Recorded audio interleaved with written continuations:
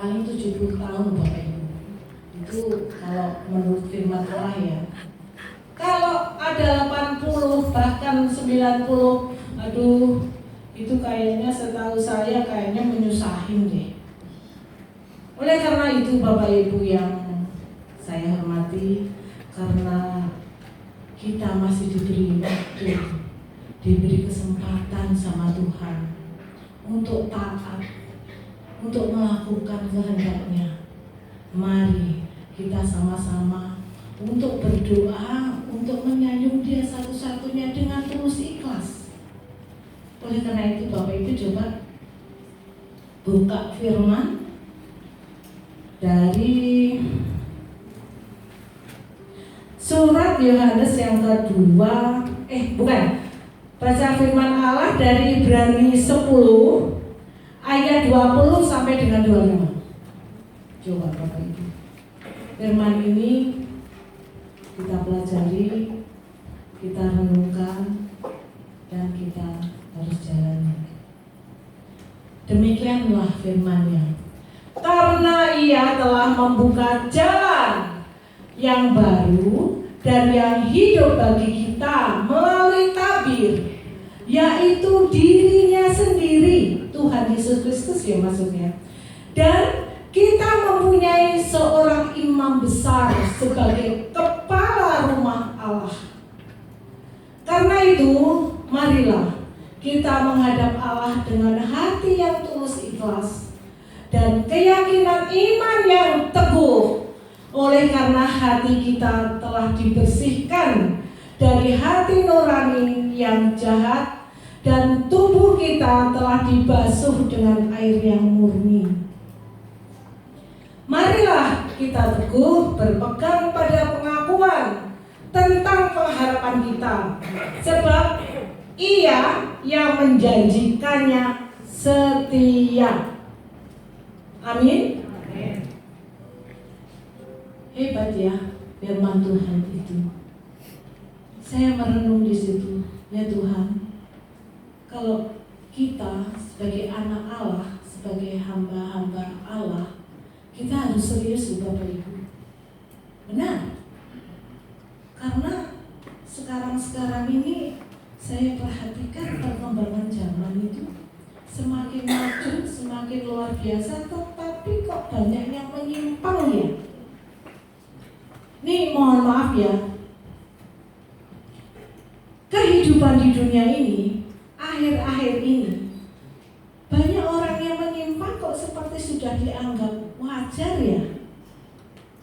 Saya tidak tahu apakah zamannya ini sudah zaman akhir zaman, atau memang manusianya sendiri yang tidak taat. Dia itu sudah terbentuk dengan manusia yang berkarakter yang tidak disenangi Tuhan. Oleh karena itu Bapak Ibu, di sini saya mengajak, saya mempunyai kewajiban yang harus bertanggung jawab, walaupun saya ini bukan seorang pendeta. Tapi di firman Allah tidak ada bahwa pendeta saja atau siapapun yang melayani Tuhan. Tetapi kita itu di hadapan Tuhan yaitu hamba yang harus melayani dan harus taat. Oleh karena itu saya punya kewajiban Bapak Ibu. Saya punya kerinduan. Saya akan berusaha menyenangkan hati Tuhan.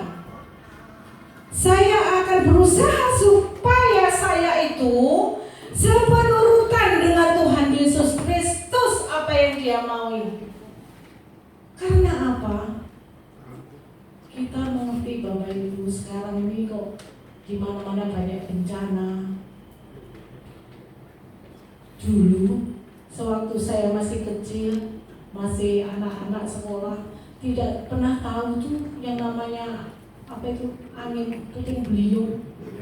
Betul? Saya kadang-kadang merenung. Saya kadang-kadang melihat itu sangat-sangat aneh. Tapi kok bisa terjadi ya? Apa rencana Tuhan di balik itu? Apakah setiap manusia harus ditegur dulu sama Tuhan? sama Tuhan Yesus Kristus. Coba bayangkan, ya, fenomena sekarang ini kok aneh gitu loh Bapak Ibu. Hawanya pun kita tidak bisa menebak, situasi pun kita juga tidak bisa menebak. Masalah kehidupan manusianya pun kita juga masih ragu.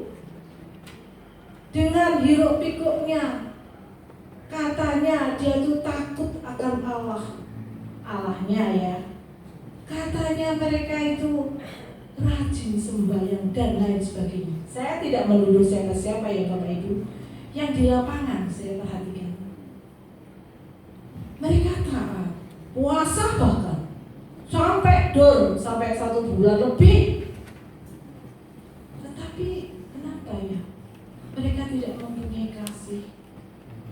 Saya terus terang, dalam batin ini ada gereja kita yang ditutup di Sumatera Utara ya, lagi kebaktian. Coba kalau dipikir itu kan lagi berdoa menyembah Tuhan, lagi kita itu menjalankan perintahnya. Itu Bapak Ibu kok bisa diusir? Katanya mereka orang yang taat, orang yang takut Tuhan, orang yang agamis. Tetapi kok model begitu ya? Tapi kita juga introspeksi ya, ada apa? Tapi kalau kita sebagai hamba Tuhan atau anak Allah yang benar, kita jangan bernegatif thinking atau kita dendam. Karena dendam atau berfirasat tidak baik itu tidak diizinkan Tuhan Yesus. Mungkin ada rencana Tuhan di balik itu. Mungkin hati yang menyelidiki kan Tuhan Yesus, yang segala sesuatunya yang tahu. Walaupun kita seperti kita lah di gereja ini lagi mengabdi kepada Tuhan, belum tentu hatinya itu sungguh-sungguh.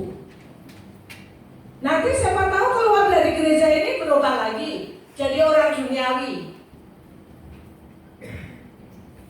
Ya Bapak Ibu, saya betul-betul kalau masalah keimanan, kita harus betul-betul satu-satunya Allah yang benar itu Tuhan Yesus. Amin. Amin. Beri kemuliaan bagi Tuhan.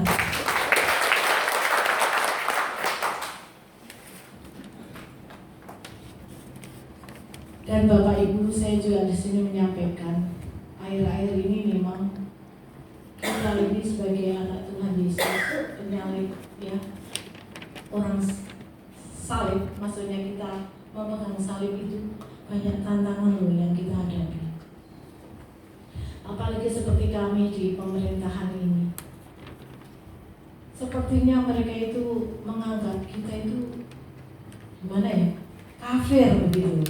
Seperti mereka itu pandangannya kok sangat-sangat eksklusif kepada mereka. Jangan kita sepertinya dianggap nomor 2-nya. Seperti kita itu orang yang tidak benar, orang yang mengikuti jalannya itu salah. Tapi justru di situ Bapak Ibu kita harus tunjukkan kepada mereka bahwa kita itu dikasih Tuhan ada di tempat serigala. Oleh karena itu kita harus bisa menunjukkan, memberi contoh di dalam kehidupan kita sehari-hari, entah dari sikap kita, diri kita, bahkan dari keluarga kita. Jadi Bapak Ibu, ini mungkin kan di sini pasti ada yang kantoran, bekerja, dimanapun berada. Mari kita junjung tinggi, kita hormati Tuhan kita yang luar biasa. Oleh karena itu, saya juga mengajak, saya tidak bosan-bosannya selalu mengajak semuanya yang sekiranya satu iman, saya selalu menguatkan. Entah itu di mana-mana, saya merasa punya panggilan gitu Bapak Ibu. Kayaknya aku harus bisa meluruskan orang ini harus benar. Karena Tuhan Yesus itu benar. Itu firman-Nya loh. Itu bukan apa ya, berita atau apa. Itu keyakinan di dunia ini loh Bapak Ibu, firman Tuhan itu bukan cuma Alkitab ini beredar di Indonesia, tidak, tapi di dunia.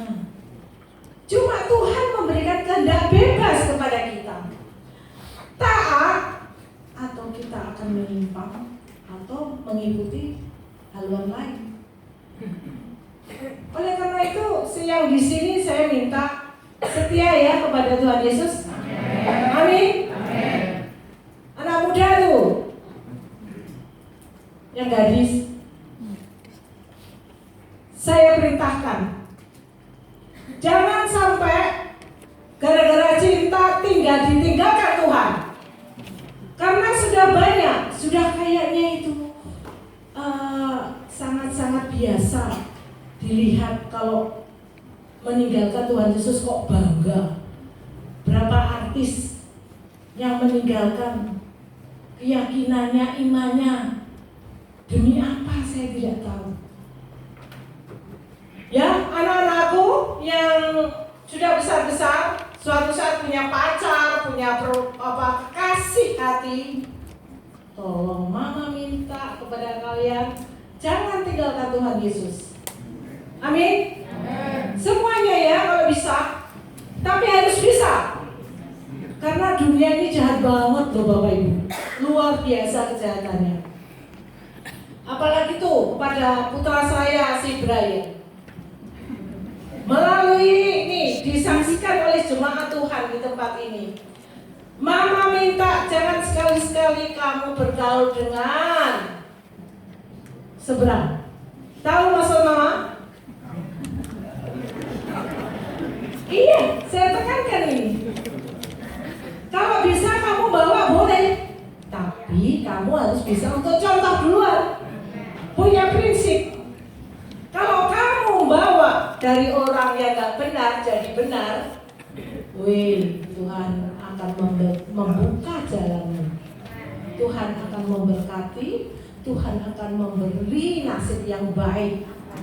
Karena kuasa itu cuma sama Tuhan Yesus, gak usah khawatir. Betul Bapak Ibu di sini ya. Ya, anak-anak muda, apalagi ada bapak yang cantik-cantik ya. Jangan mau terpengaruh karena gemerlapnya dunia yang semakin tidak menentu. Belum tentu kalau ya ini saya tubruk-tubruk aja ngomong. Kalau orang sana seberang itu kalian bisa diduain loh. Bisa ditigain, empatin, limain. Iya. Ini aturan mereka boleh. Kalau gitu kan tidak. Dipisah oleh kematian. Amin. Amin. Itu kekal. Jadi pulang dari gereja anak muda dan mbak-mbak atau yang masih sendiri, ingat kata-kata saya. Aku ingat pesan ibu itu. Ya? Amin. Kita beri kemuliaan lagi sama Tuhan Yesus. Firman-Nya itu luar biasa. Aduh, untung saya itu mengenal kebenaran. Kalau enggak, hidupku mau kemana? Itu. Jadi begini Bapak Ibu, coba kita juga lihat surat Yohanes yang kedua, pasal 1 ayat 7.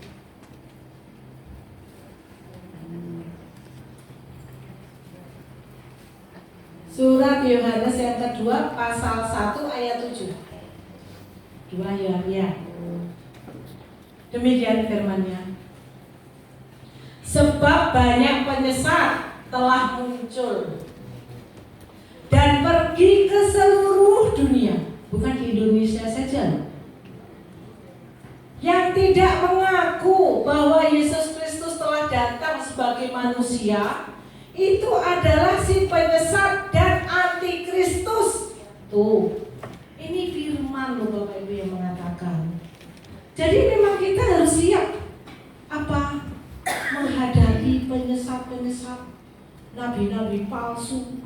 Kalau khotbah ya seperti benar, padahal dari rekam jejak hidupnya itu, waduh, itulah Bapak Ibu. Ini realita ya, yang kita harus bisa membentengi diri. Jangan mudah terpengaruh. Jangan mudah dengan janji-janji manis. Seperti ya pengalaman saya di kantor kadang-kadang, saya kan lingkungan saya ya itulah mereka semua. Kadang-kadang mereka begini, Bumis, saya kan kalau di kantor itu dipanggil Bumis. Nama saya Bumis Kianti. Bumis tuh cocok loh jadi orang Islam. Oh gitu ya. Kenapa? Bumis kan orangnya ramah, suka memperhatikan orang-orang yang kecil. Maksudnya selama ini saya perhatikan Bumis tuh kalau dapat makan jatah dari kantor, sama Bumis malah dikasih sama Obi. Loh kan gak salah, Obi itu kan belum makan. Masa aku udah makan, mereka masih kerja capek. Kita tinggal duduk di kantor, mereka yang bersih, masa makan aja gak boleh. Enggak, itu kan jatahnya Bumis, masa Bumis ngasih. Jadi Bumis makannya gimana? Gampang. Saya itu di mana-mana bisa makan. Tapi ini udah merupakan kita tunjukkan, ya. Kita itu mengasihi. Kita itu biarlah kita itu mengalah untuk yang lebih membutuhkan. Itu dari kecil loh Bapak Ibu. Karena kita harus berubah dari yang kecil-kecil. Contoh lagi, ini betul, ini terjadi dengan sesungguhnya. Kemarin waktu hari 3 minggu lewat atau sebulan, kami sama anak-anak pergi bawa mobil. Habis itu mobil kami diselodok Bapak Ibu, jeder. Aduh, ada pendeta yang bilang, kita kalau anak Tuhan tidak boleh marah. Saya kan masih yakin, tapi anak-anak, namanya anak saya tinggi-tinggi besar, pada keluar. Bapak yang nyopir mobil itu keluar sama anaknya, bertato semua. Saya bilang, ya Tuhan, harus bagaimana ini? Terus akhirnya anak saya polisi datang, Maher, Ryan, semuanya turunlah anak laki-laki saya. Jangan marah. Jadi gimana, Ma? Anak saya yang perempuan, maklum perempuan itu kan namanya ibu-ibu. Kadang-kadang ada rewelnya. Pak, Bapak salah. Tahu ya? Ini mobil saya minyak gimana nih? Mana pasalnya? Gitu di mana? Anak saya nomor 1 kan di pengadilan, jadi tahu aturan gitu. Mana Bapak? Yang bapaknya pakai tato semuanya, pakai kaos yang jengki itu. Apa Bapak Ibu? Pakai kalung salib gede banget. Saya gitu. Ya Bapak, bagaimana ya? Anak saya udah ngomel. Kok saya, oh Bapak, salam Bapak. Bapak anak Tuhan ya? Orang Kristen. Iya, saya orang Kristen. Oh iya. Putranya juga ya? Iya Bu. Hanya istrinya keluar dari mobil, disalam saya. Wah, oh iya Bu, sama-sama kita anak Tuhan ya. Iya. Tapi anak saya tetap ngomel Bu. Mana KTP-nya? Mana STNK-nya? Aduh, saya bilang, nah sudahlah, kita bebek Bapak. Kalau gitu gimana? Bapak mau bayar enggak atau bagaimana? Saya nggak punya duit. Kalau di ATM saya banyak. Dia bilang gitu. Kalau gitu bolehlah. Jadi berapa Ibu mintanya?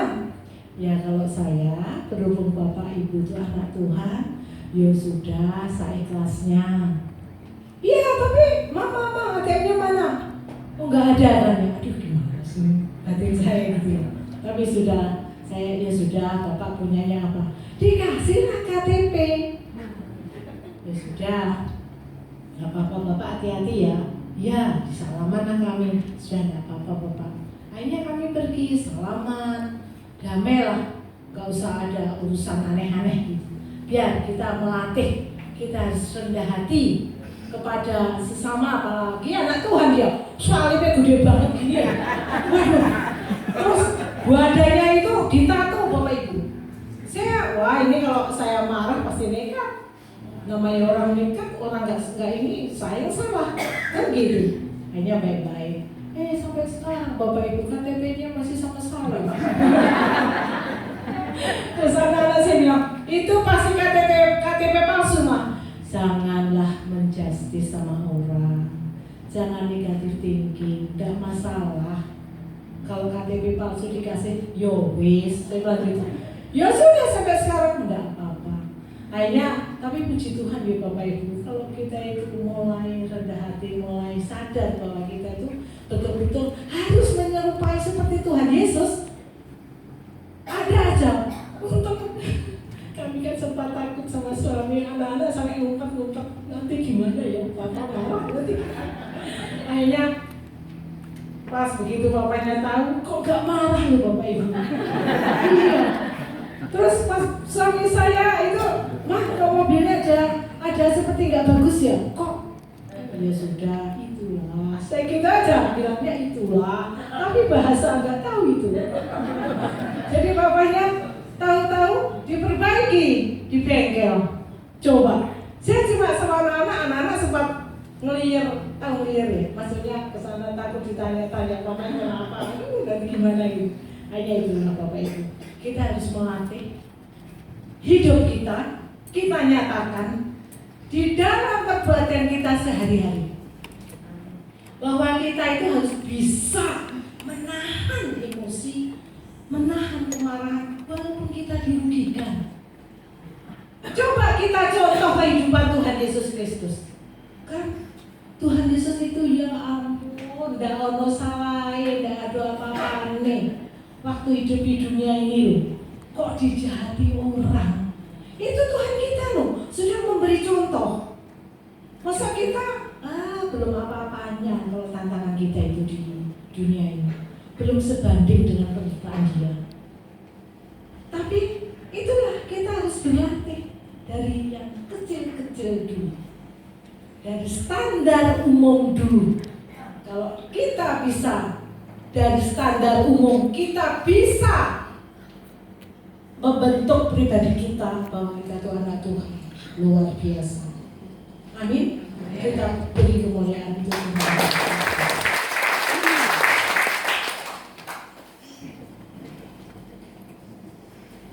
Baik, coba aku juga pengen 2 Ibrani 1 dan 2. Karena hidup kita ini banyak tantangan, banyak cobaan, banyak penyesat yang sudah di dunia ini. Kita harus betul-betul dari hal-hal yang kecil harus taat kepada Tuhan. Kita harus berubah seperti tadi Bapak Gembala kita, Bapak Pendeta Niko ya. Itu harus memberikan kita itu taat. Jadi relevan firman Tuhan itu. Ya? Karena itu harus lebih teliti kita memperhatikan apa yang telah kita dengar, supaya kita jangan hanyut di bawah arus. Lanjut ayat yang kedua. Sebab kalau firman yang dikatakan dengan perantaraan malaikat-malaikat tetap berlaku, dan setiap pelanggaran dan ketidaktaatan mendapat balasan yang setimpal. Itulah Bapak Ibu kalau kita belajar firman, ya, tolonglah kita mempunyai hubungan intim dengan Tuhan. Dengan bagaimana?